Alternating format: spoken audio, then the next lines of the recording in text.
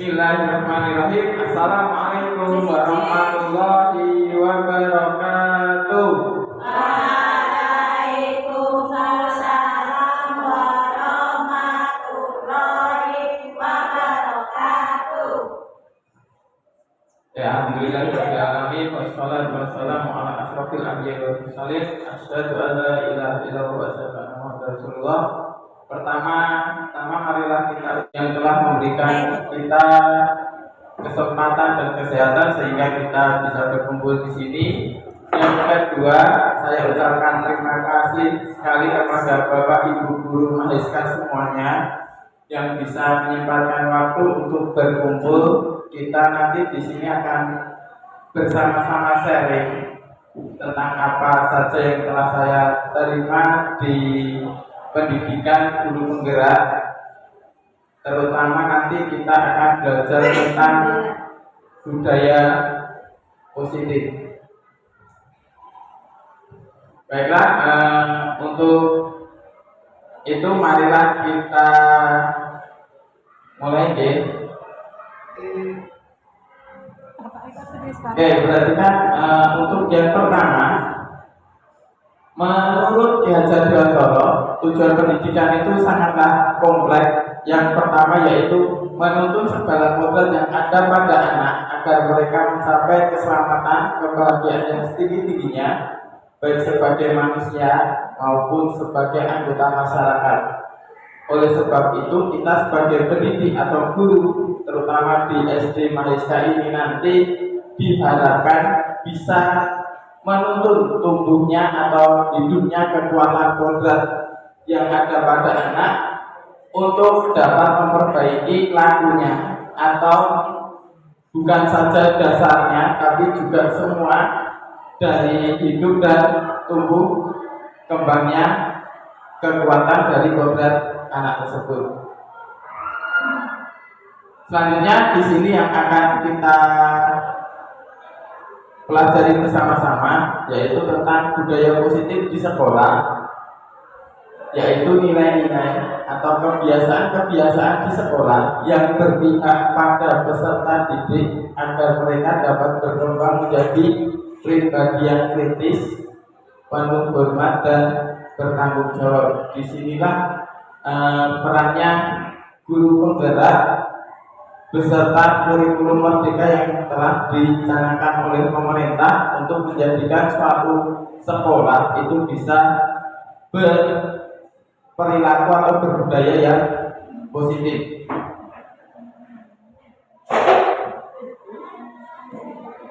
Untuk selanjutnya kita akan mempelajari juga yang pertama adalah perubahan paradigma.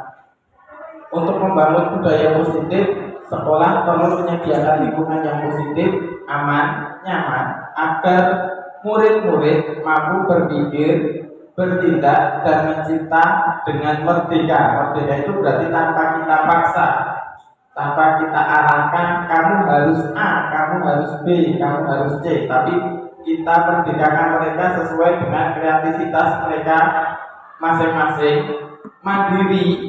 Berarti tanpa kita istilahnya kita oyak-oyak atau kita tuntut, dan bertanggung jawab.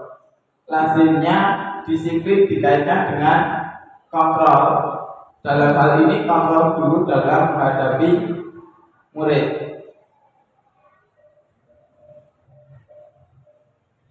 Oke, tadi saya minta jenengan semuanya, Bapak Ibu guru semuanya, saya minta untuk berpasangan.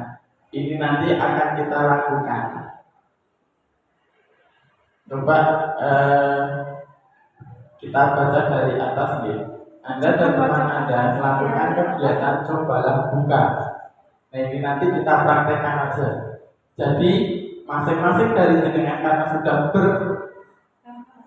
berpasangan, jenengan genggamlah apapun yang jenengan bayangkan, apapun yang jenengan jadikan yang paling berharga dari jenengan, itu jenengan genggam. Nah nanti dari teman jenengan atau sebelah jenengan nanti yang bertugas bagaimana cara teman jenengan bisa membuka agar telapak tangan jenengan itu nanti terbuka.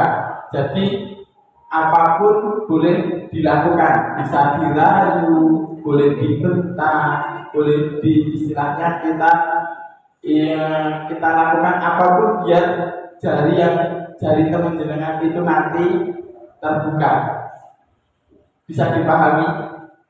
Oke, coba kita praktekkan masing-masing. Kita praktekkan. Bayangkan apapun itu yang jenengan genggam, misalkan bakso bisa.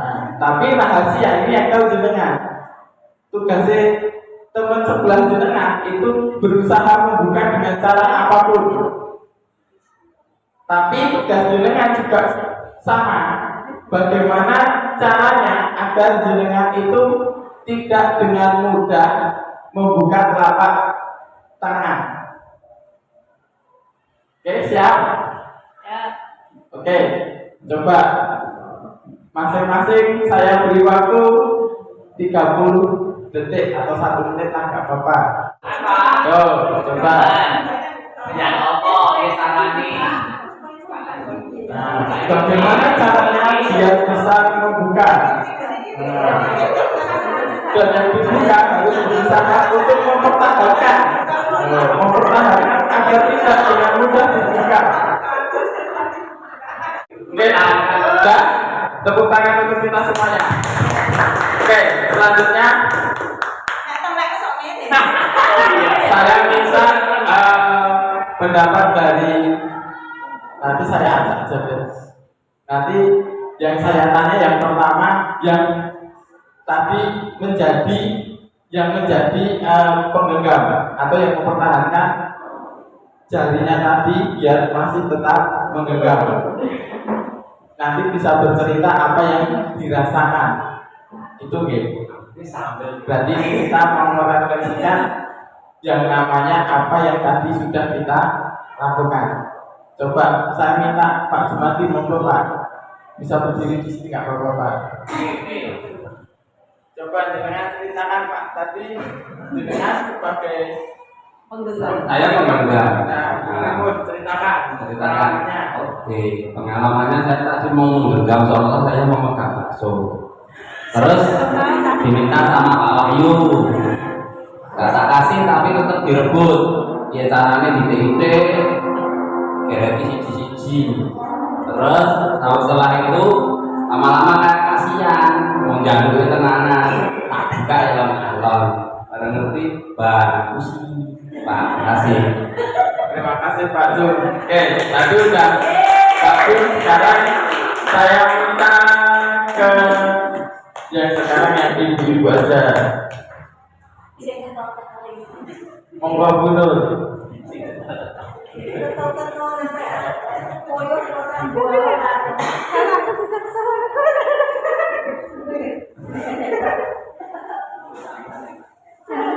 Assalamualaikum warahmatullahi wabarakatuh. Tadi yang saya genggam adalah uang.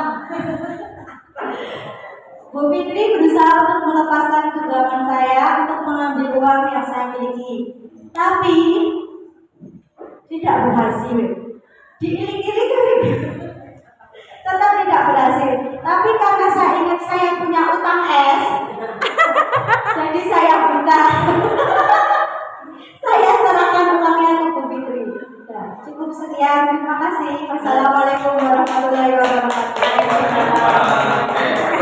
Sekarang yang ibu-ibu lagi.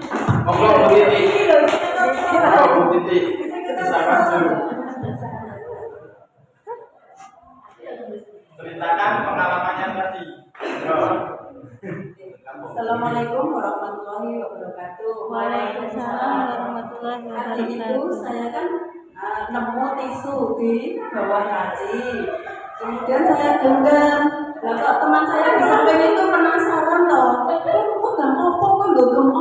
apa itu dibuka sampai perih ini kan karena saya dia ngotot loh megang pintanya ini tadi terus karena saya juga kasihan terus tak buka. Setelah tahu isinya tisu dia kecewa. Nah, gitu tadi Pak. Saya Assalamualaikum warahmatullahi wabarakatuh. Oke, untuk yang Nangis.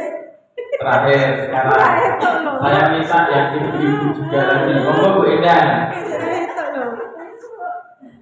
Jangan yang nggak bakso. Dikasih bakso teman saya. Pengalaman saya tidak udah apa-apa. Tapi kan cuma gini. Tapi titik-titik barang saya nggak bisa.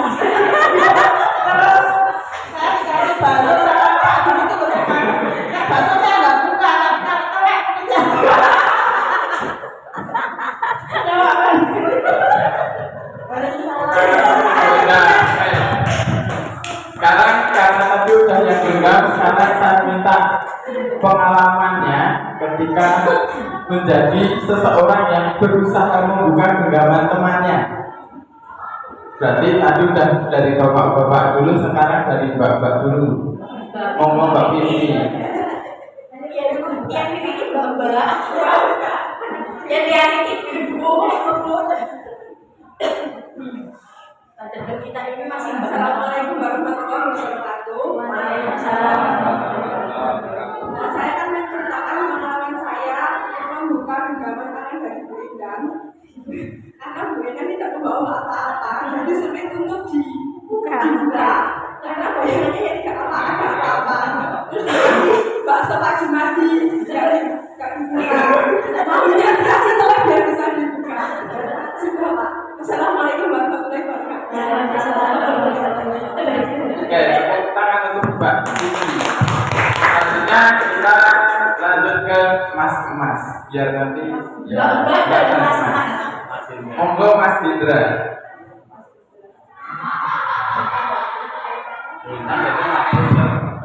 Assalamualaikum warahmatullahi wabarakatuh.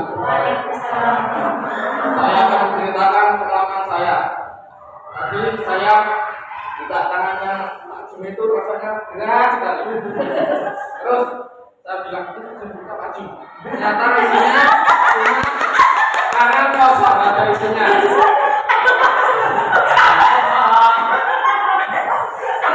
Nah, itu pengalaman saya. Aku sih. Ternyata tangannya itu nggak ada isinya Pak Jum itu.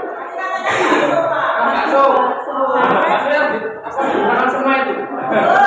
Ya. Terima kasih. Terima kasih Pak Indra. Pak Indra. Oke, selanjutnya untuk ibu-ibu. Silakan Bu Fitri.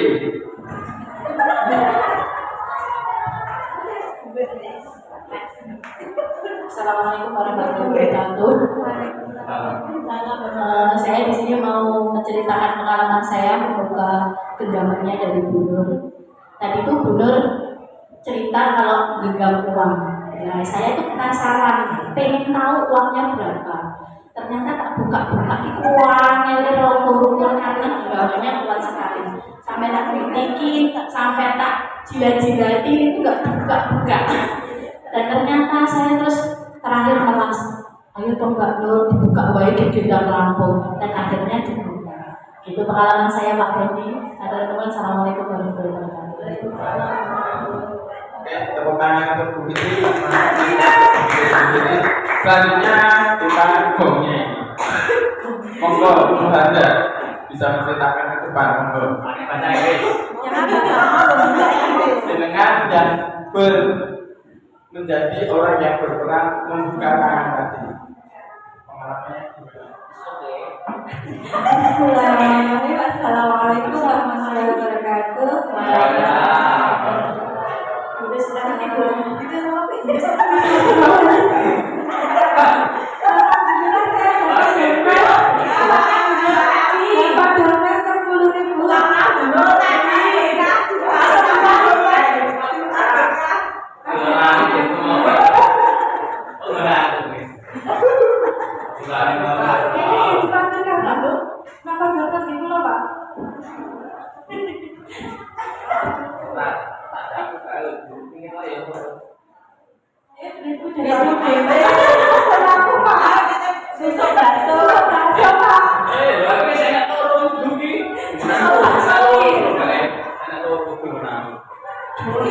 Saya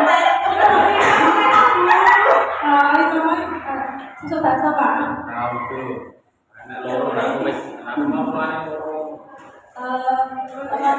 tadi saya pengalaman saya tadi waktu membuka tangannya Bu Titi, saya tuh merasa kok berat banget ya. Berarti kan kalau Bu Titi itu aku bukan jadi video saya. Susah banget sih. Nggak tahu. Tadi padahal kalau berat itu isinya cuma tisu, tapi dalam mempertahankan apa yang dimiliki itu sangat kuat sekali. Jadi jangan coba-coba lagi kalau Bu Titi punya sesuatu kita susah. Jadi dari maksudnya saya lumayan dengan kekuatan, maksudnya benar-benar membuka itu Bu Titi itu benar mempertahankan apa yang dia punya. Jadi menurut saya Bu Titi itu adalah seorang yang kuat teguh pendiriannya. Jadi kalau punya kalau mempertahankan apa yang dipunya.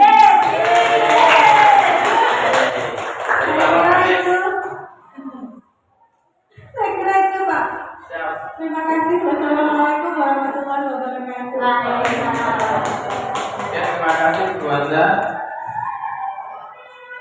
Berarti tadi dari yang dengan praktekan tadi ada yang bisa membuka dan ada yang belum bisa atau tidak bisa membuka kepala tangan dari teman jenengan. Sekarang kita bisa menjawab nomor 3. Dalam kegiatan tadi ada yang membuka dan ada yang menutup kepala tangan tadi. Kira-kira siapa sih yang pemegang kendali sebenarnya agar atau yang bisa mengontrol agar bisa jari atau tangan yang tergenggam tadi bisa membuka? Kira-kira yang memegang kendali kira-kira sih tadi? Kira-kira sih yang memegang kendali. Yang memegang kendali agar jari yang tergenggam Bisa tadi terbuka bisa atau tidak? terbuka atau tidak? Nah, yang Yang memegang memegang. kendalinya itu siapa Yang kira-kira? memegang. Yang memegang berarti bisa kita artikan yang memegang kendali atau kontrolnya adalah diri kita sendiri. Tetapi kalau ada reaksi dari luar, ya bisa jadi terbuka. Nah, ketika ada reaksi dari luar, bisa saja jarinya itu terbuka, tapi masih bisa juga ya tertutup. Misalkan mau ada yang gigit, mau ada yang mukul, tetap bisa kita kendalikan atau kita kontrol biar tetap tertutup. Tapi kita juga bisa, cuma tadi Pak Wahyu yang lakukan tadi, Pak buka, nah, kayak sensor remote-nya suara pakai audio, Pak Jun buka, nah, langsung terbuka juga bisa karena yang menjadi kontrolnya adalah Pak Jun sendiri.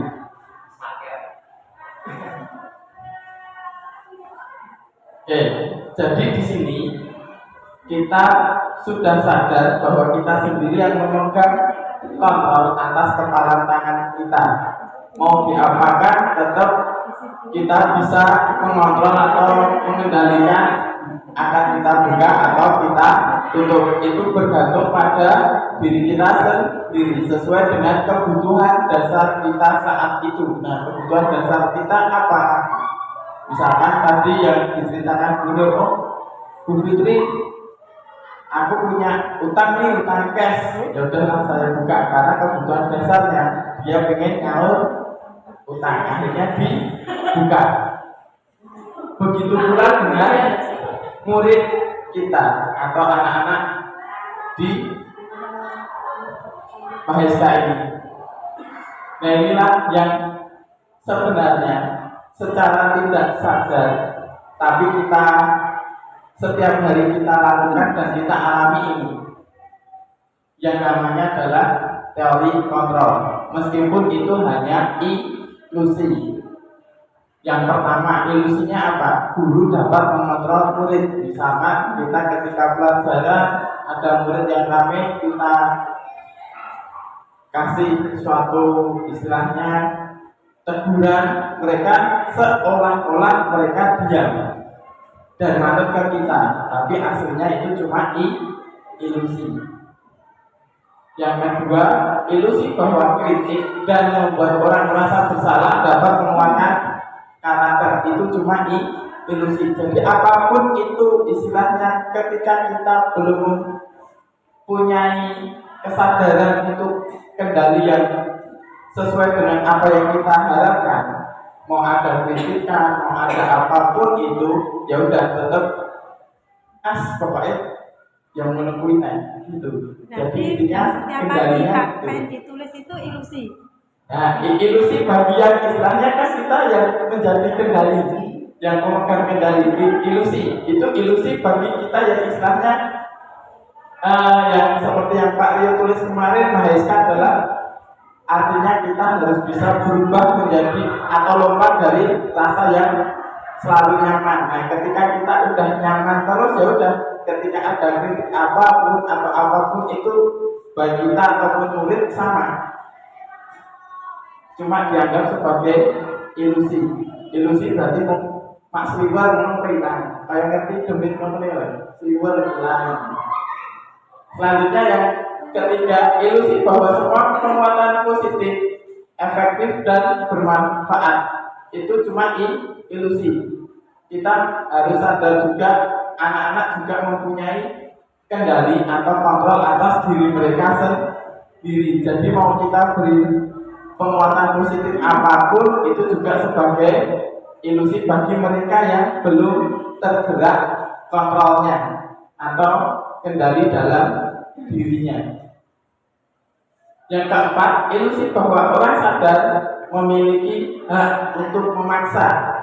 Nah, kita sadari atau enggak, ketika kita udah menjadi orang tua atau ketika dewasa pun, kita punya adik, kita tahu adik kita yang istilahnya sinau legality, kita bisa memaksa dan sinau tak tunggoni, itu cuma ilusi. Ketika mereka belum tersadar atau belum terbangun kendali positif mereka masing-masing.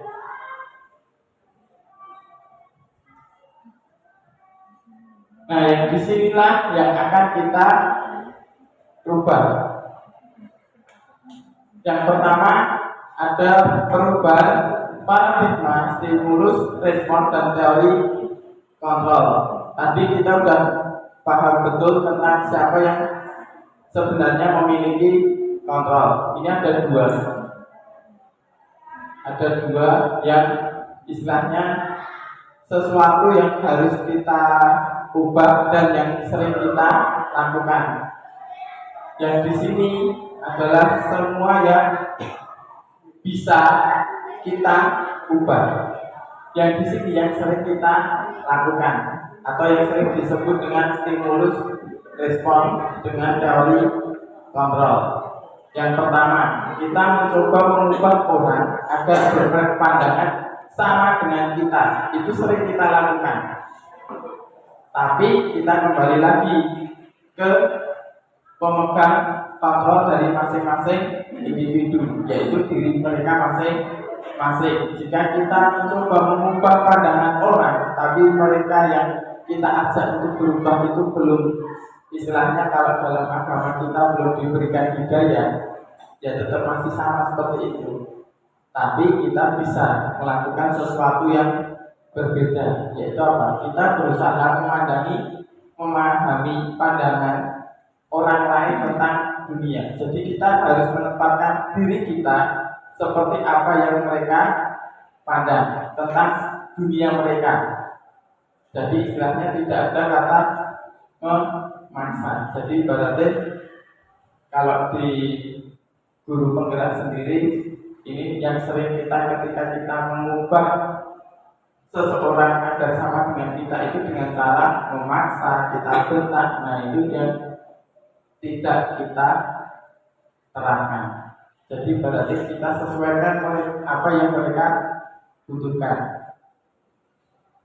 Yang kedua, perilaku buruk dilihat dari atau dilihat sebagai suatu kesalahan.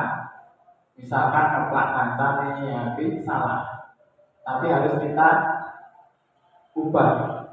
Kita ubah dalam artian, oh ketika si A ngeplak kancah ini berarti ada tujuannya, yaitu pengen apa, atau ada sebabnya sebelum dia ngeplakkan cani, harus kita telusuri, bukan ngeplak ini salah, bocah ini berarti nakal dan lain-lain. Kita telusuri ke belakang. Selanjutnya untuk stimulus respon lagi, orang lain bisa mengontrol saya yang kayak kita lakukan tadi. Kita pasti berpikiran, aku mesti bisa buka gendemane Bu Titi, aku bisa buka gendemane Pak Wahyu. Tapi ternyata enggak. Karena apa? Kita kembali lagi ke sini. Hanya kita sendiri yang mengontrol diri kita. Selanjutnya di sini, lanjut ini yang ke selanjutnya, saya bisa mengontrol orang lain. Tapi itu tadi yang di depan sudah kita bahas, itu hanya ilusi. Apapun yang kita lakukan ke murid kita itu hanya ilusi dan kita tidak bisa mengontrol mereka. Hanya mereka sendirilah yang bisa mengontrol diri mereka sendiri.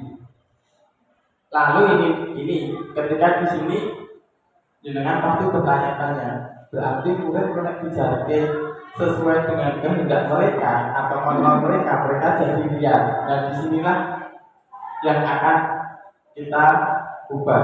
Di sini kita sering memaksa, kita membujuk, tapi itu gagal.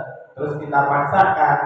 Nah inilah yang kita harus lakukan kepada murid-murid kita, yaitu berkolaborasi dan konsensus menciptakan pilihan-pilihan baru. Jadi istilahnya kita sepakati dulu apa yang mereka inginkan atau yang anak-anak inginkan dengan yang harus mereka lakukan. Nanti pasti akan ketemu jalan tengah. Dan itu harus kita jadikan konsensus atau keyakinan bersama. Jadi ketika nanti kita bisa berkolaborasi dan menjadikan kolaborasi dari guru dan murid itu nanti diyakini bersama-sama, insya Allah nanti apapun yang terjadi pasti aduk ayem terus. Lanjut, yang sering kita lakukan yang terakhir adalah win-win solution, atau ada yang menang dan ada yang kalah. Tapi harus kita ubah, semuanya harus menang, meskipun itu nanti harus kita ibaratkan sesuaikan dengan diri masing-masing anak. Contohnya misalkan pas pelajaran olahraga gampangane balapan layu, si A dan si B ketika sampai finish bareng. Kira-kira gimana Pak Wahyu yang akan dilakukan? Ketika sampai finish itu jenengan melihat itu hampir barengan. Apa yang akan jenengan lakukan?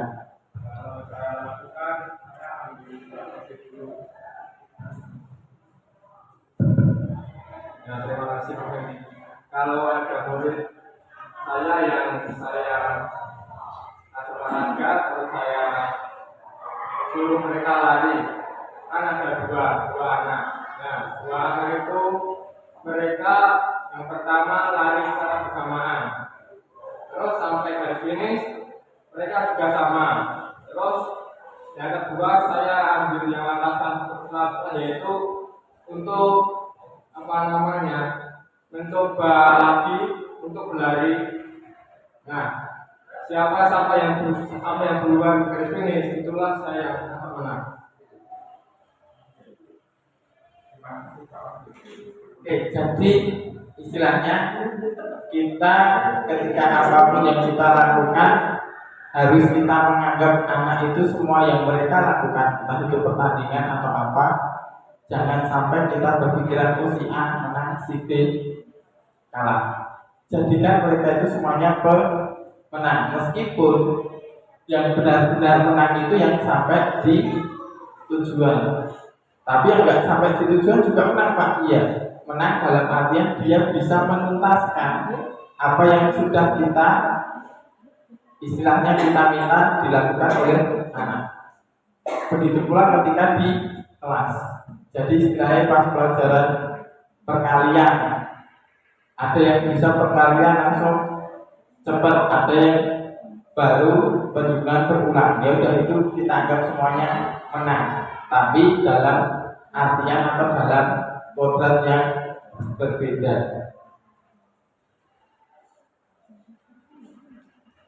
Nah, di sini kita akan belajar juga tentang disiplin. Di sini sangat,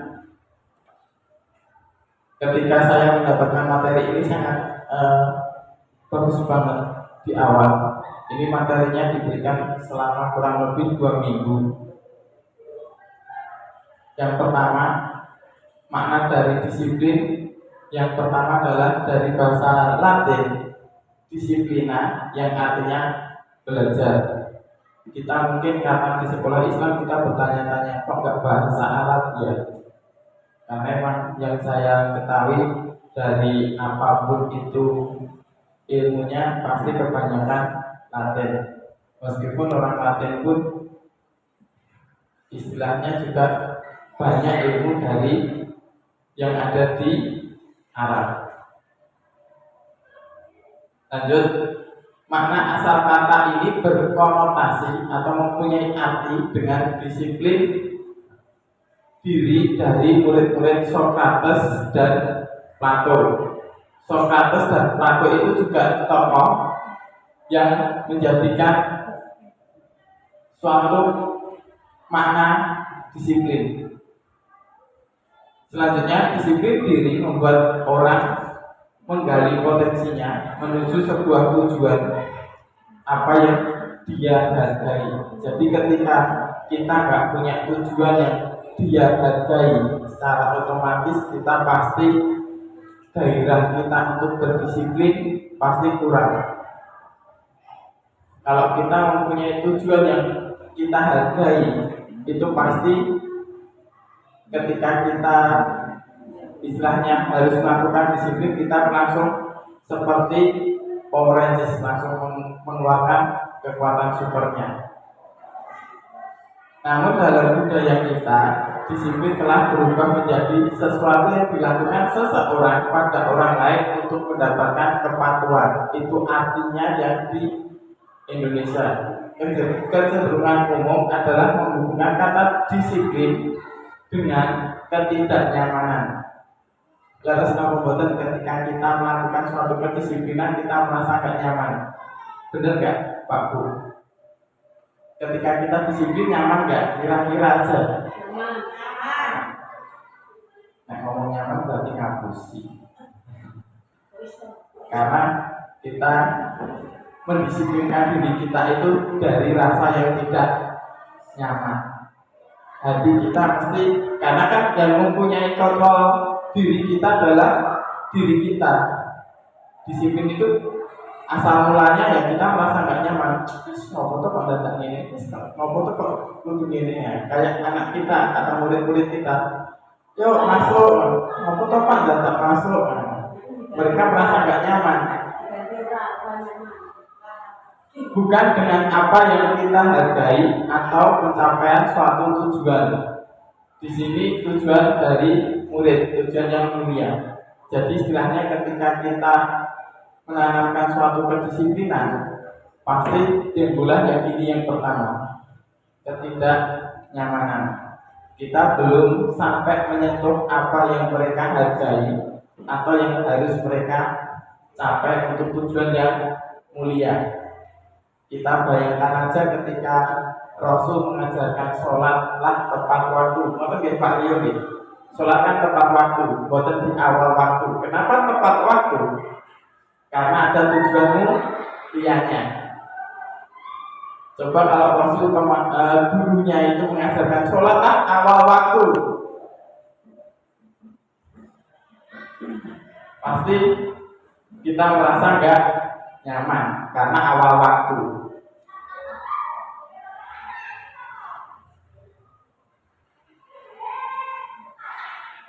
Di sini yang kita harus ketahui tadi di awal sudah kita pahami dan kita tanamkan dalam diri kita, siapapun tidak bisa mengontrol kita. Entah itu orang tua, entah itu guru, istri, suami, anak, dan lain-lain tidak bisa mengontrol kita, tapi hanya diri kita yang mengontrol. Sehingga disiplin itu, apa sih disiplinnya? Di program guru penggerak ini diberikan suatu konsep, yaitu disiplin adalah kemampuan memerintah diri sendiri. Kalau tadi disiplin yang di awal yang menurut pengertian tadi menimbulkan suatu ketidaknyamanan, karena apa? Yang memberikan kontrol adalah orang lain. Kalau di sini adalah kemampuan memerintah diri sendiri. Contohnya ketika kita berdisiplin, aku harus masak jam 7. Ya udah, mau nggak mau, karena kita udah diperintah oleh diri kita, ya udah jam 7 masak. Jam 8 harus tidur, jam 8 tidur. Itulah yang namanya disiplin dalam mengontrol dan menguasai diri untuk memilih tindakan yang mengacu pada nilai-nilai yang kita hargai dengan penuh tanggung jawab tanpa terperintah orang lain. Ketika ini nanti bisa masuk ke ruh kita secara ruhiyah, insya Allah tanpa kita sadari, kita bisa langsung melakukan yang namanya disiplin. Karena apa? Yang mengomando, yang mengontrol adalah diri kita sendiri. Begitu pula murid, ketika mereka sudah terbangun disiplin, itu adalah memerintah diri mereka sendiri untuk tujuan mereka yang mulia, maka guru tanpa ngomong A, I, U, E, O, mereka akan tahu, oh saya waktunya ini, saya waktunya ini. Tapi ketika kita belum mampu atau anak-anak belum bisa, ya udah, berarti itu belum siap. Maka dari itu di sini masuk dari nilai-nilai yang kita hargai apa? Nilai-nilai kebajikan. Nilai-nilai kebajikan di sini tidak memandang agama. Di sini adalah nilai-nilai yang bersifat positif dari manusia untuk tujuan mulia, untuk dicapai setiap individu. Jadi di sini nilai-nilai kebajikan itu adalah nilai-nilai yang bernilai positif. Contohnya sesuai dengan yang ada di profil pelajar Pancasila. Yang pertama ada beriman pertama kepada Tuhan Yang Maha Esa dan berakhlak mulia, mandiri, berakhlak kritis, berkebinekaan global, bergotong royong dan kreatif. Itulah nilai-nilai yang kita hargai atau nilai kebajikan. Sekarang di sini ketika kita melakukan sesuatu atau tingkah laku kita, pastilah memiliki suatu tujuan. Inilah yang disebut dengan teori motivasi perilaku manusia. Yang pertama, untuk menghindari ketidaknyamanan atau hukuman apa yang terjadi apabila saya tidak melakukannya. Nah, berarti di sini ketika jenengan melakukan sesuatu itu, aku kok daripada tidak connect skor ketika kita sekolah, aku tidak lebih BK. Nah, itu masih motivasi eksternal. Eksternal itu berarti dari luar. Ketika misalkan semuanya loss, nggak ada yang membuat kita tidak nyaman, berarti motivasi eksternal itu tidak ada. Selanjutnya, untuk mendapatkan imbalan dari orang lain atau institusi apa yang saya dapatkan apabila saya melakukan. Contoh, misalnya Bu Handa diberikan mandat dari PS atau Bu Islam. Nah, untuk melakukan atau yang namanya membuat soal, pasti dong mau gak mau Bu Handa akan membuat soal. Karena apa? Itu ada suatu perintah atau istilahnya ada komando, dan nanti ketika tidak melakukan itu pasti gak ada imbal baliknya atau imbalannya. Nah, itu masih dalam motivasi eksternal. Jadi apapun yang kita lakukan, jika itu terpengaruh dari luar, itulah yang namanya motivasi eksternal. Selanjutnya yang harus kita ubah ke sini adalah yang di nomor 3. Untuk menghargai diri sendiri, saya akan menjadi orang seperti apa. Nah, bila saya melakukannya. Jadi kita harus menanamkan ke depan murid kita atau diri kita sendiri sebagai seorang pendidik itu menjadi seperti apa, agar nanti apa, motivasi internal dalam diri panjenengan semuanya itu tumbuh. Itulah yang disebut dengan tujuan disiplin positif.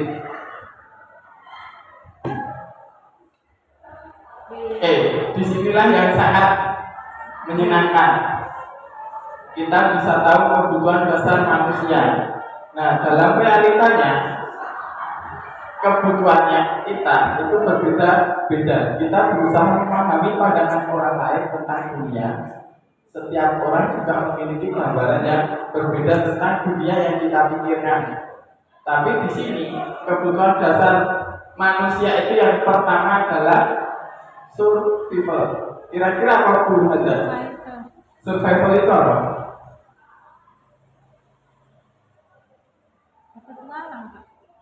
Oke, berpetualang. Atau di sini itu mereka itu ingin mengeksplor atau menunjukkan ini loh aku. Survival.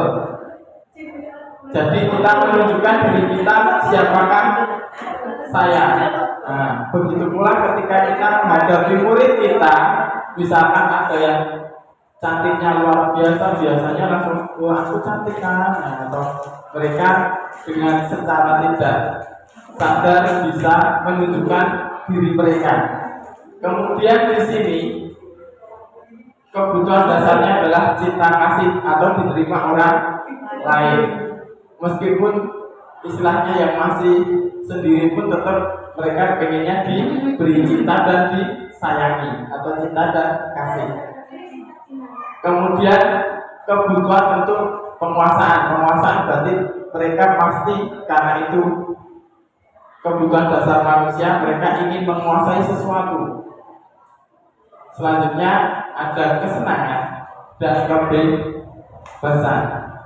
Nah, disinilah yang harus kita pahami bahwa anak pun juga mempunyai kebutuhan dasar 5 ini.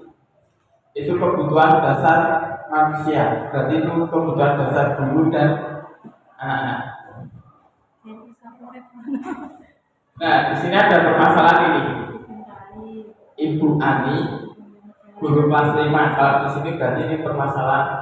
Ibu Nur, guru kelas 5 di SD Maheska, sedang bingung menghadapi pula salah satu murid di kelasnya yang bernama Ian misalkan, atau di sini Agus. Beberapa anak telah datang dan melakukan perilaku yang tadi, yang seringkali meminta bekal makan siang mereka dengan paksa.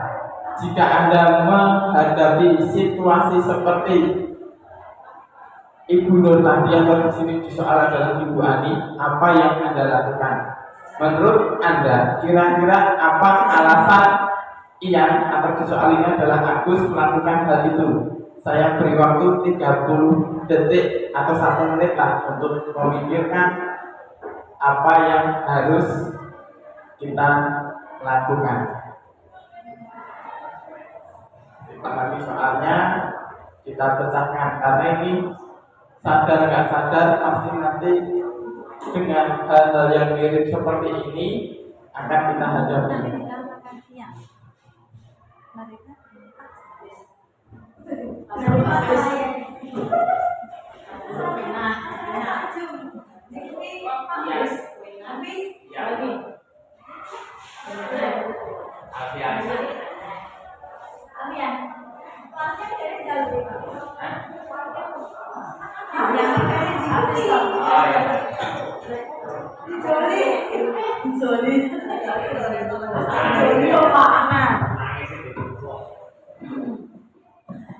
Sudah menemukan jawaban. Baiklah. Saya minta nanti acak nanti kalau dalam bahasa Inggris itu ada yang namanya permainan talking a talk. Yang belum ada ya? Talking a talk atau couple yang berbicara. Oke, terus talking a talk. Napa macane talqin aculak itu salah. Oke. Untuk itu saya minta semuanya berdiri. Berdiri. Yang namanya talqin acok berarti karena itu nanti ada bendanya yang kita gunakan. Karena di sini saya minta adalah nanti berbicara, berarti yang di sini nanti yang berputar adalah mic atau gampangannya talking a mic. Keren banget. Oke, nanti berputarnya berarti searah jarum jam ke kanan, ke kanan. Nanti mau dimanapun mic-nya ini saya taruh berarti bisa diputar searah jarum jam dengan menyanyikan lagu Garuda Pancasila aja. Masa apa? Apa lagu yang sang surya telah bersinar? Ya, Apa nih? Bebek Agus kali. Kenapa potong bebek samen? Yo, berarti bisa keluar dari barisannya, monggo. Yo, memutar yo.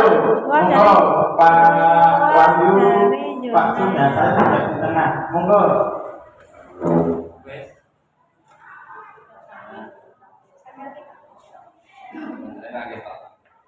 Monggo, bubar aja ke sini nggak apa-apa, udah Cina.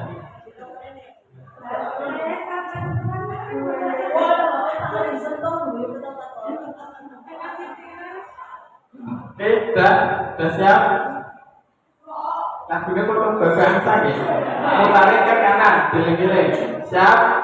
1, 2, 3. Potong bebek angsa, angsa dikuali, wanita dansa 4 kali, serang ke kiri, serang ke kanan,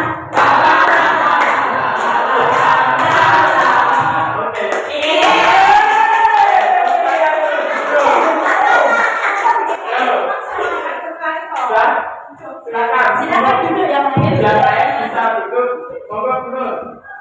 Bisa memecahkan permasalahan ini.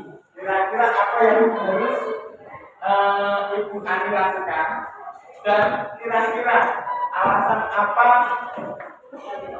Agus Rafi melakukan hal itu dari yang di sini sudah kita bahas tadi ada survival, penguasaan, kemudian diterima, kesenangan dan kebebasan itu dengan coba kaitnya. Wah ini kita artinya.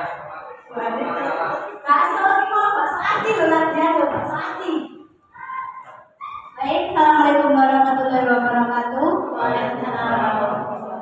Terima kasih Pak Fendi pertanyaannya. Terima kasih atas ilahnya.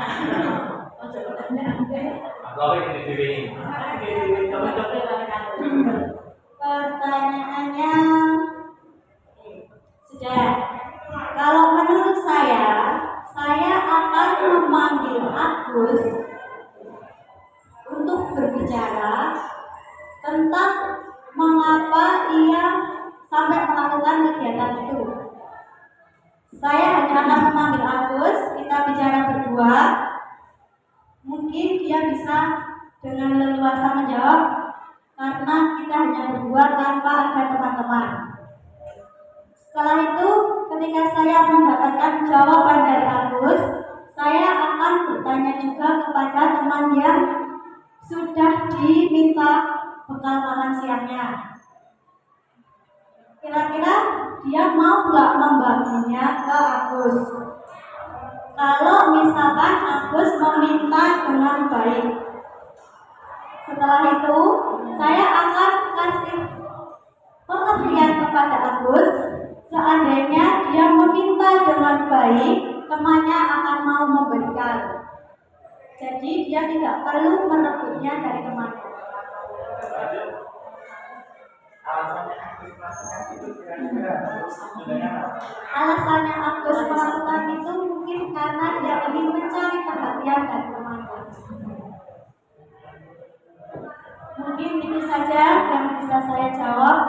Terima kasih Pak Reni. Kalau ada salah mohon koreksi. Baiklah, terima kasih Gubernur atas jawabannya. Tepuk tangan untuk Gubernur.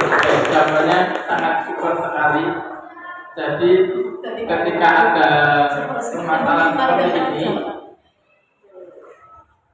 Gubernur sebagai ketika menjadi Ibu Ani akan memanggil Agus, berarti ngomong berdua. Kemudian ditelitilah atau dicari dia itu ngapain sih kok minta makanan ke temennya, untuk apa. Kemudian diberikan juga pemahaman agar ketika minta bekal ke temennya itu harus dengan cara yang bagus, beserta nanti diberi pengertian juga ke teman-temannya ketika ada yang minta bekalnya dengan cara yang baik, seolah-olah karena ini yang menjadi istilahnya kontrol kan masih diri anak masing-masing, atau kita berikan suatu ilusi bahwa mereka harus memberikannya secara ikhlas. Kemudian tadi untuk yang dilakukan Agus tadi karena apa? Karena dia ingin mencari perhatian. Berarti di sini bisa kita katakan adalah belonging atau ingin diterima atau cinta kasih. Mendapatkan, kalau orang mencari perhatian kan dia istilahnya ingin mendapatkan kasih sayang atau cinta dari teman yang lain, gitu kan? Oke.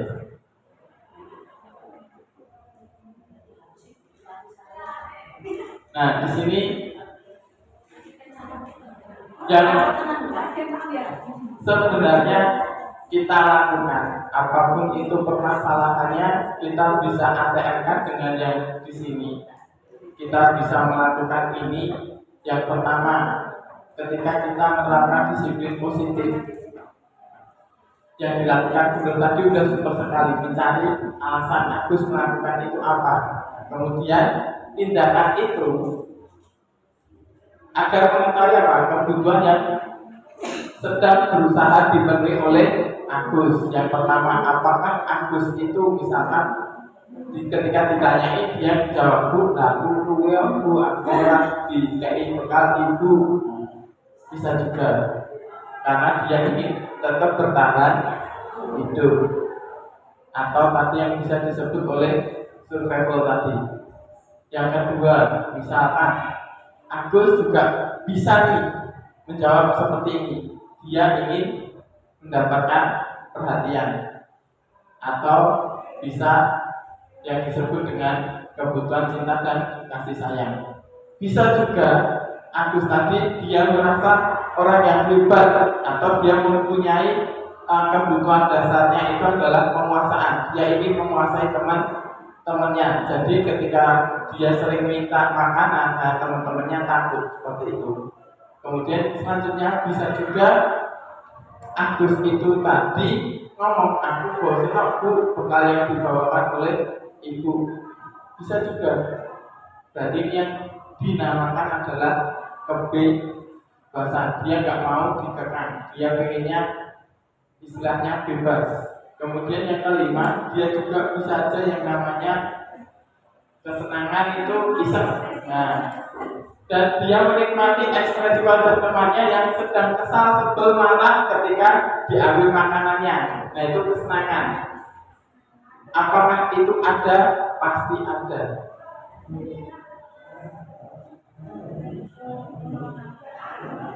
Oke, di sini kita harus berpikirnya tadi adalah menang-menang ke anak. Kemudian kita harus berkolaborasi atau bekerjasama dengan anak dan menciptakan suatu keyakinan bersama untuk menciptakan pilihan-pilihan baru. Disinilah posisi kontrol seorang guru. Kita ketika SD dulu sampai sekarang mungkin kita masih menjadi yang dua ini, penghukum berarti ada anak yang melakukan suatu kesalahan langsung kita berikan hukuman, itu namanya penghukum. Ketika ada anak yang tidak melakukan aturan kelas, kita berikan hukuman. Berbeda dengan membuat rasa bersalah. Ini keduanya adalah posisi kontrol guru pada zaman dulu yang harus kita tinggalkan lambat laun. Berarti sedikit demi sedikit harus kita tinggalkan. Membuat rasa bersalah itu, misalkan contoh, misalnya ada anak yang enggak mengerjakan tugas atau PR bahasa Arab di kelas 3 misalkan. Nah, kita sebagai guru kita melontarkan kata-kata misalkan piye to kowe kok ora tahu dalam tugas bahasa Arab, apa kira aku sakit guru to, apa kira aku sakit Pak Guru to. Coba bayangno nek Bu Guru atau Pak Guru nanti ditanyai tentang nilaimu gimana. Nah, itu yang membuat istilahnya membuat rasa bersalah ke anak, dan itu nanti efeknya di psikis anak itu sangat berkepanjangan. Kemudian paling tidak kita menjadi dua ini, teman dan pemantau. Teman berarti seperti yang dilakukan oleh Bu Nur tadi, mengajak ngobrol, kita cari tahu salahnya apa, kemudian mau sih pengen kuwi. Nah, tapi semuanya entah itu teman dan pemantau itu solusinya adalah dari guru. Jadi berarti anak melakukan suatu kesalahan kita sadarkan, tapi semuanya adalah solusinya dari guru. Ini lebih baik daripada dua yang atas atau penghukum dan membuat rasa bersalah. Kemudian yang terakhir, inilah yang diharapkan guru-guru milenial atau generasi Z sekarang ini, yaitu menjadi seorang manajer. Manajer itu dia bertugas untuk menyadarkan anak ketika melakukan suatu kesalahan, dan kita gali anak tersebut agar bisa tahu apa yang harus mereka lakukan ke depannya untuk memperbaiki kesalahan. Contoh, ketika kita menjadi manajer dalam posisi kontrol guru ini, misal ketika ada anak terlambat datang ikro 5 menit misalkan, guru yang sebagai manajer dia akan berbincang berdua dengan anak tersebut, kita tanyain apa penyebabnya. Ketika itu kita udah tahu penyebabnya, kita pancing anak itu untuk apa yang harus dia lakukan agar tidak terulang kesalahan itu. Dan kita harus bisa juga menyadarkan anak itu dengan mengingatkan anak tentang keyakinan atau kesepakatan bersama ketika di kelas. Kesepakatannya apa di kelas itu? Misalkan ketika terlambat harus mengganti waktu istirahat selama dia terlambat. Misalkan contohnya tadi ketika pelajaran Iqra terlambat 5 menit, berarti dia mengganti waktu istirahat dipotong 5 menit untuk membaca Iqra. Misalkan seperti itu. Itulah manajer. Nah, di sini 5 posisi kontrol tadi. Yang pertama ada 2 tadi, penghukum dan pembuat rasa bersalah tadi, itu adalah kontrol dari luar, itu adalah identitas gagal. Dan kita ketika udah menghukum dan menjadikan anak itu merasa anak yang salah dan lain-lain, itulah yang kita sebut dengan identitas gagal. Kenapa gagal? Karena efek ke belakangnya anak akan menjadi, oh aku ternyata anak yang seperti ini toh, anak yang nakal dan lain-lain. Tapi ketika kita menjadi teman atau pemantau, itu lebih bagus daripada yang kedua ini. Tapi ingat tetapinya, ketika kita menjadi teman atau pemantau, kita pasti mengharapkan imbalan, atau paling enggak anak itu kita mesti ngangen-ngangen, bocah itu tetap harus bisa berubah, bocah itu harus bisa berubah. Itulah yang kita menjadi pemantau ataupun teman. Dan di sini identitasnya adalah berhasil, tapi dari luar, yaitu dari gurunya. Kenapa dari gurunya? Karena yang pertama, ketika menjadi teman ataupun pemantau, kita yang membuatkan atau istilahnya mengkoreksi, meneliti apapun alasan anak ketika melakukan sesuatu. Kemudian kita hitung atau kamu udah telat segini loh, kamu udah 5 kali telat loh. Nah itulah pemantau. Kemudian ketika menjadi teman, ayolah lakukan dengan demi ibu. Kemudian masa kamu tidak mau? Ingat tidak, ibu pernah bantu apa? Nah, dia mau seorang guru mempunyai pamrih ke anak. Gampangannya misalnya ada anak yang numpahin air, nah, gurunya ada di situ. Ayo, coba, nak kamu ambil pel. Masa kamu nggak mau ngambil pel? Kemarin aja mejamu kotor, udah dibersihin sama Pak Guru loh. Nah, itulah yang namanya teman. Dia masih tetap mempunyai pamrih dan nanti anak masih tergantung dengan gurunya.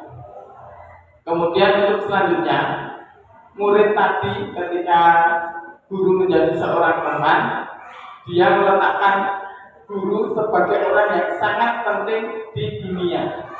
Nah ini yang menjadi teman. Begitu pula dengan seorang pemantau. Jadi murid meletakkan guru itu sebagai peraturan dan hukum di dunia itu sangat jelas. Oh ternyata peraturannya seperti ini. Kemudian ketika kita menjadi teman, anak-anak menjadi seorang yang lemah, tidak mandiri dan masih tergantung. Begitu pula dengan pemantau, hanya menitik beratkan pada sanksinya saja. Tapi yang di sini, ketika kita menjadi seorang manajer, kita bisa mengajukan pertanyaan-pertanyaan untuk mendapatkan suatu jawaban atau umpan dari anak. Nah ini tadi, kemudian ketika pertanyaan-pertanyaan sudah terjawab, contohlah misalkan ada anak yang tadi yang persoalannya Ibu Ani tadi dengan Agus tadi. Oh, dia sering mintain bekal misalkan, karena dia ingin mencari perhatian. Nah, dengan cara merebut atau memaksa orang lain untuk memberikan barangnya kepada si Agus tadi. Nah, udah ketemu penyebabnya. Kemudian kita bisa ingatkan anak itu tentang apa yang sudah diyakini di kelas. Agar apa? Bisa memperbaiki masalah itu. Misalkan di kelas sudah disepakati suatu keyakinan kelas atau kesepakatan kelas, anak atau masing-masing teman tidak boleh saling memaksa atau istilahnya harus menghormati. Nah, kita ingatkan itu. Kemudian dari yang kita ingatkan ke anak, kita perkuat lagi agar si anak itu kembali ke jalannya atau ke pada posisi kesepakatan yang telah diyakini tadi. Kemudian di sini murid yang akan menempatkan dirinya sebagai individu yang positif. Ya, jadi ibaratnya murid itu tadi berpandangan bahwa bukan guru lagi yang akan berubah menjadi positif, tapi diri mereka sendirilah. Lalu kita tanyakan juga caranya bagaimana kamu bisa memperbaiki itu, misalkan seperti itu. Kemudian yang terakhir adalah mengevaluasi diri, bagaimana cara memperbaiki diri ke depannya. Seperti itu. Jadi ketika menjadi manajer itu sangatlah runtut dan sangat begitu apa ya, bisa dikatakan rumit, tapi ketika kita lakukan sebenarnya itu nanti enak. Oke, di sini. Nah, yang bisa kita ketahui bersama di sini yang pertama, saya kecewa sekali dengan kamu. Itu jangan sampai kita lontarkan ke anak. Karena apa? Itu nanti akan membuat anak menjadi orang yang bersalah dan selalu bersalah. Kemudian, nah ini, kamu tidak pernah benar melakukannya. Apa bisa sih melakukan itu? Karena mungkin bisa, kamu tidak akan pernah bisa melakukan itu. Itu berarti sebagai seorang penghukum. Harus kita ubah paling nggak ke sini. Yang ketiga,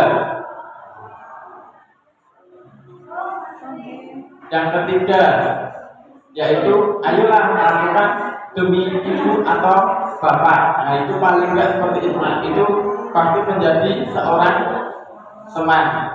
Selanjutnya, apakah kamu mau mendapatkan stiker bintang hari ini? Ya itu berarti sebagai pemantau.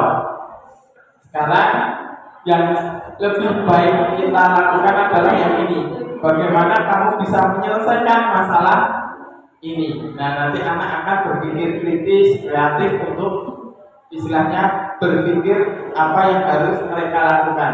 Kemudian yang terakhir, kamu selalu yang paling terakhir mengerjakan matematika. Kamu kenapa sih selalu nggak bisa mengerjakan perkalian? Kamu kenapa sih sudah kelas 6 kok nggak bisa pengurangan? Nah itulah yang namanya hukum. Itu yang harus kita hindari. Di sini yang akan kita ubah di sini sedikit demi sedikit. Yang sudah lama kita lakukan di sini yaitu peraturan kelas. Peraturan kelas berarti bocah kuwi mung dikon manut. Pokoknya sekolah di aturan ini kudu gelem manut, kudu gelem manut. Itulah yang namanya peraturan kelas. Tapi kita harus bisa menciptakan keyakinan kelas. Jadi anak kita ajak ngobrol bareng, kita ajak berdiskusi, berkolaborasi untuk kita ciptakan suatu kondisi di kelas ataupun di sekolah agar nanti anak merasa nyaman dalam belajar.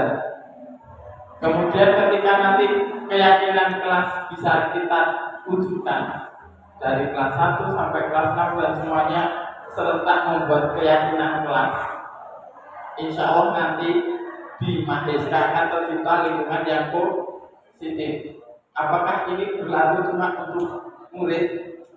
Semoga saja tidak, tapi ini semuanya untuk semua warga sekolah. Kemudian lingkungan positif sudah tercipta, nanti akan menciptakan suatu budaya positif yang akan berimbas pada apa? Lingkungan sini nanti akan tahu bahwa oh Madeska ternyata ada toh, nggak cuma model ska aja toh. Seperti itu. Jadi harus kita yakini. Tadi di awal sudah kita tahu bahwa apapun yang dilakukan anak pasti itu mempunyai suatu tujuan. Dan di sini kita arahkan atau kita giring nilai-nilai kebajikan yang tadi kita jadikan suatu keyakinan kelas. Jadi tadi nilai-nilai kebajikan tadi yang ada beriman, bertakwa kepada Tuhan Yang Maha Esa, berakhlak mulia, kemudian berkebinekaan global, mandiri, berpikir kritis, kreatif. Nah, itu kita jadikan satu, disepakati bersama secara universal. Berarti dia tidak memandang tentang suku, mau dia itu suku Papua, suku Jawa, dan negara, bahasa maupun agama.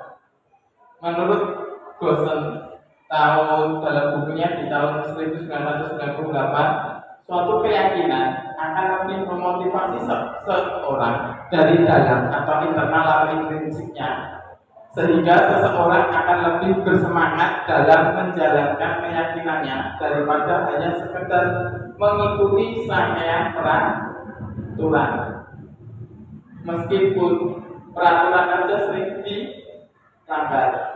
Begitu pula nanti ketika ada keyakinan kelas, pasti meskipun itu sudah diyakini bersama-sama nilai kebajikannya, pasti nanti akan ada kendala, yaitu anak lupa. Nah tugas kita juga sama, kita bisa mengingatkannya. Di sini pembentukan keyakinan kelas nanti bisa dicoba bersama dengan murid-murid kita coba. Nah di sini keyakinan kelas lebih abstrak daripada peraturan yang lebih rinci dan konkret. Jadi abstrak. Kemudian keyakinan kelas berupa pernyataan-pernyataan yang universal. Pernyataan keyakinan kelas senantiasa dibuat dalam bentuk positif. Jadi misalkan ketika ada kata dilarang membuang sampah sembarangan, nah itu masih peraturan. Keyakinan kelasnya di mana? Buanglah sampah pada tempatnya. Nah itu kita jadikan suatu keyakinan kelas. Keyakinan kelas hendaknya tidak terlalu banyak sehingga mudah diingat dan dipahami. Semua warga kelas sebaiknya ikut berkontribusi dalam membuat kegiatan atau keyakinan kelas tadi. Lewat surat pendapat kita bisa ajak anak dengan menuliskan di sticky note atau istilahnya kertas kita potong-potong kemudian kita tempelkan di papan tulis. Selanjutnya guru harus ataupun murid dalam kelas itu harus bersedia meninjau ulang keyakinan kelas dari waktu ke waktu. Ketika keyakinan kelas itu kok sudah tidak istilahnya relevan atau pas, bisa kita hilangkan, kita ganti dengan yang baru. Nah di sini ketika peraturan dan keyakinan kelas, peraturan itu kita istilahnya kita tuliskan sedetail mungkin. Kayak contohnya, taruhlah buku atau selalu kembalikan buku pada tempatnya, dilarang mengganggu orang lain, hadir di sekolah 15 menit sebelum pembelajaran dimulai, dilarang melakukan kekerasan, dilarang menggunakan narkoba, bergantian atau menunggu giliran. Kemudian ada gunakan masker. Yang terakhir, jangan berlari di kelas atau koridor. Itu masih peraturan. Keyakinan kelas cukup yang simpel. Contoh, ada tanggung jawab, berarti tanggung jawab dalam segala hal. Mau misalkan ada anak yang menumpahkan air pun harus kita ajari tanggung jawab, karena itu keyakinan kelasnya. Menghormati orang lain dan diri sendiri juga sama. Ada yang berkomitmen, komitmennya apa? Kita ajak untuk berkomitmen. Seperti aku dan dia pun juga selalu berkomitmen. Oke, selanjutnya untuk keselamatan itu juga sama, menghormati orang lain, kesehatan. Nah, berarti harus masing-masing menjaga kesehatan diri mereka sendiri maupun orang lain. Kesabaran, nah kesabaran ini berarti kita tanamkan atau dari keyakinan kelas ini kita tanamkan budaya positifnya yaitu antri. Kemudian di sini ada keselamatan. Karena apa keselamatan? Karena ini masih masa pandemi, berarti menggunakan masker. Atau misalkan keselamatan bisa juga ketika kita motong-motong apa, berarti kita harus berhati-hati agar tidak melukai teman. Selanjutnya ada keamanan. Nah, keamanan karena berlari di koridor itu sangat sempit, bisa melukai orang lain maupun diri sendiri. Yang kita jadikan atau kita buat suatu kesepakatan kelas untuk kita jadikan menjadi keyakinan kelas. Nah, di sini karena kita tadi posisi kontrol seorang guru adalah sebagai seorang manajer, maka kita harus bisa menciptakan kondisi bagi murid untuk memperbaiki kesalahan mereka sehingga mereka bisa kembali pada kelompoknya dengan karakter yang lebih kuat.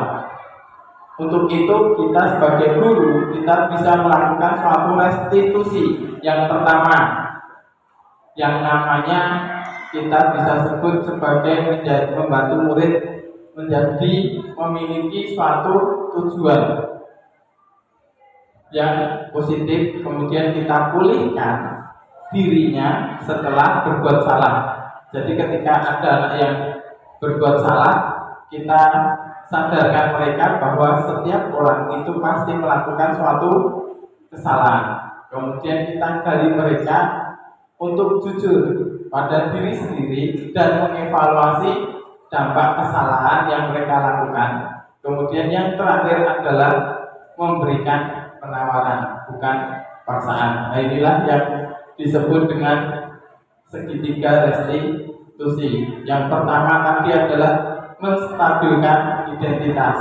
Nah, berarti ketika ada anak yang melakukan kesalahan, kita juga sebagai seorang guru harus memberikan pengertian kepada anak bahwa kita sebagai seorang guru pun pasti pernah melakukan suatu kesalahan.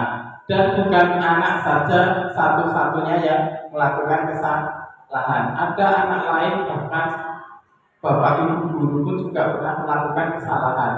Kemudian kita melakukan yang kedua, menanyakan keyakinan kelas.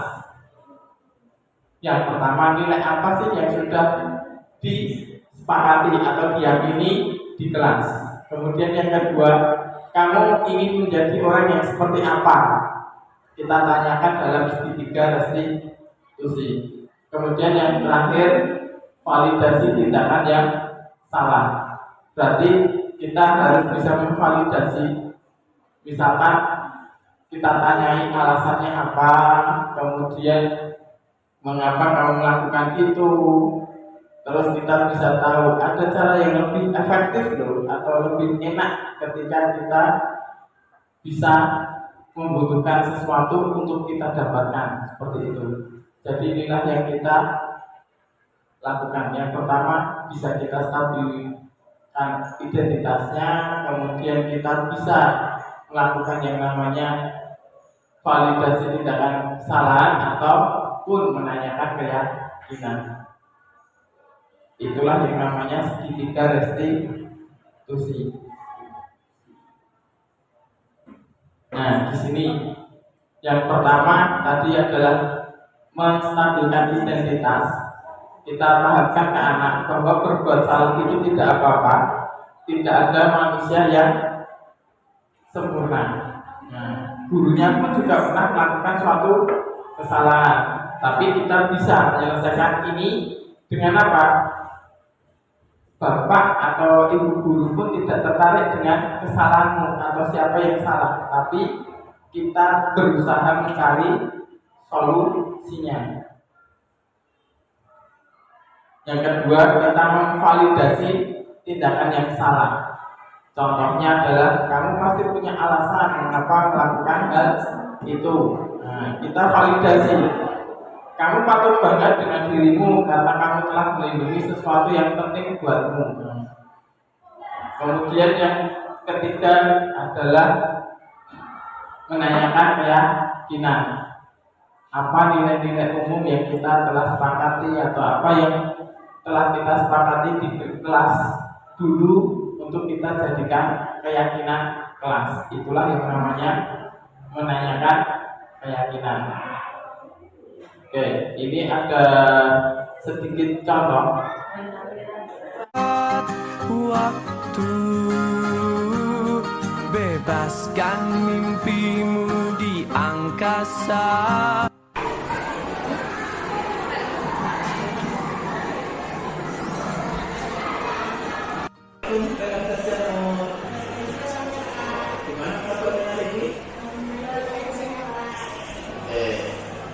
Kalian tahu nggak kenapa Pak Heri manggil kalian ke sini?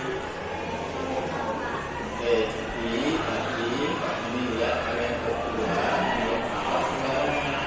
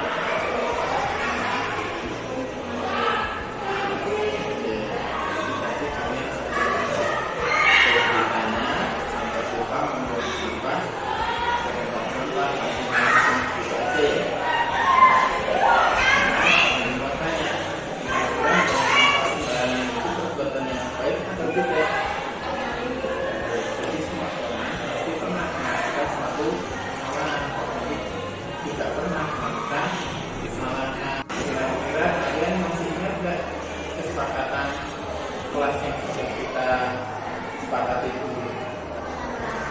Kira-kira oke, jadi harus membuang sampah ke tempat sampah. Kira-kira apa yang harus kalian lakukan?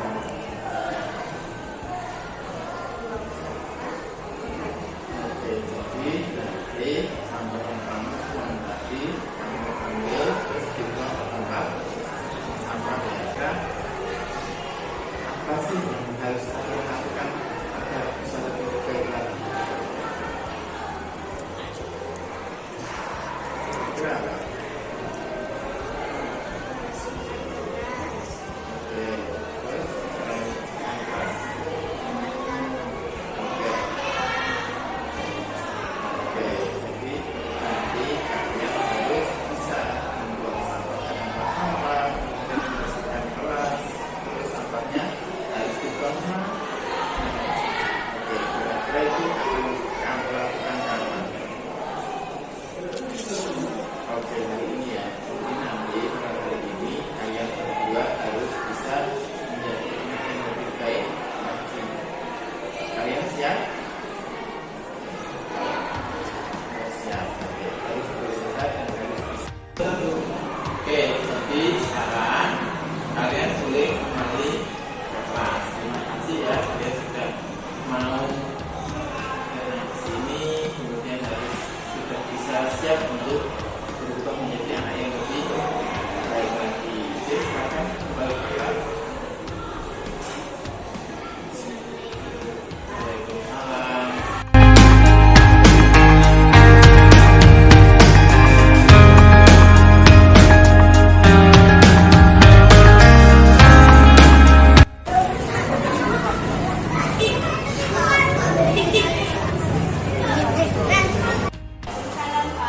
Apakah kamu tahu kenapa kamu Pak Benny panggil ke kantor ini?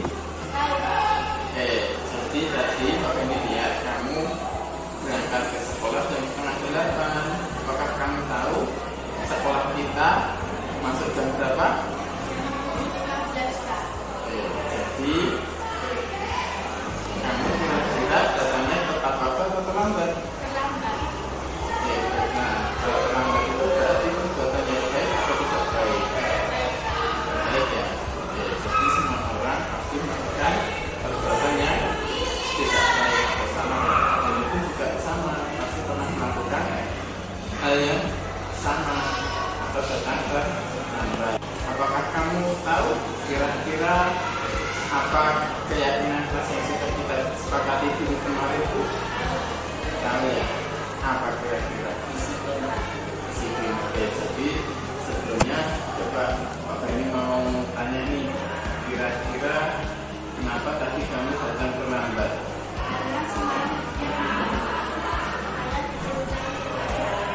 Kenapa sampai tidur jam 11 malam?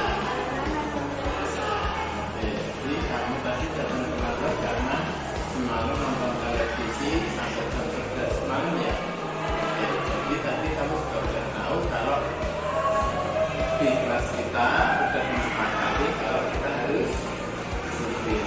Kira-kira kamu tahu nggak apa konsekuensinya? Apa kira-kira?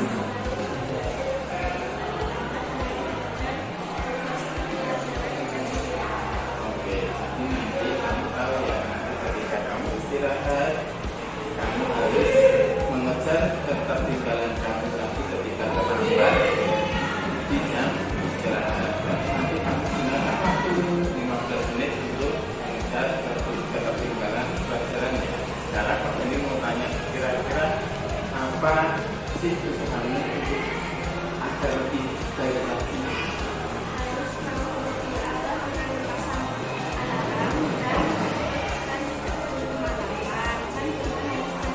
Oke, kira-kira akan kamu mulai kapan? Oke, jadi hari ini nanti karena akan memasang alarm, kemudian jam 8 malam harus sudah tidur ya. Oke, Davina siap? Oke, Pak Muli yakin? Davina pasti bisa. Oke, sekarang kamu boleh kembali ke kelas dan bisa mengikuti pelajaran selanjutnya ya. Oke,